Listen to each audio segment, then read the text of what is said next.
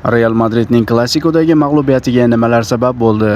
Tahlilni boshlashimizdan oldin sahifamizga obuna bo'ling. Real Madrid haqida eng so'nggi xabarlar hamda tahliliy videolar faqat Madrid Insight'da.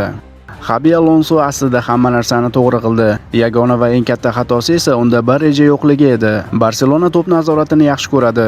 Buni Xabi ham bilardi va qarshi hujumda o'ynashni reja qilgandi. Zidan ham, Ancelotti ham Barsaga qarshi xuddi shunday o'ynab g'alabalar qilganini bilamiz. Barselona odatda jamoaviy yuqoriga ko'tarilib o'ynaydi va bu holatda himoya sustlashadi.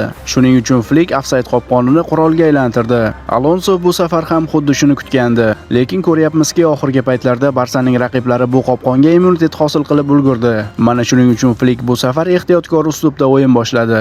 Himoyachilar esa avvalgidek juda yuqoriga ko'tarilmadi hamda ofsaydda ushlashga harakat qilmadi. Xabi esa aynan mana shu joyda taktik jihatdan yutqazgandi. Chunki uning rejasi payt poylab ochiq zonalar bo'ylab tezkor qarshi hujumlar bilan gollar urish edi.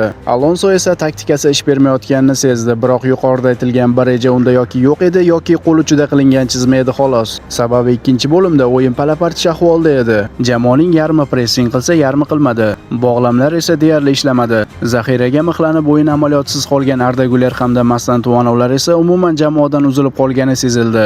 Oxirgi masala esa Vinicius. Bitta gol urgani uchun uni oqlamoqchi bo'lganlar bo'lsa, siz to'g'ri yo'ldasiz. Lekin u pressingda deyarli ishlamadi. To'pni muhim nuqtalarda faqatgina yo'qotdi. To'g'ri joyga ochilib to'p so'rash esa shunchaki 0. Hujum boshlashda eng muhim futbolchi bo'lgan Bellingham esa qora ishlar bilan band bo'ldi. U bo'lmaganda Real yirik hisobda yutqazish ham mumkin edi.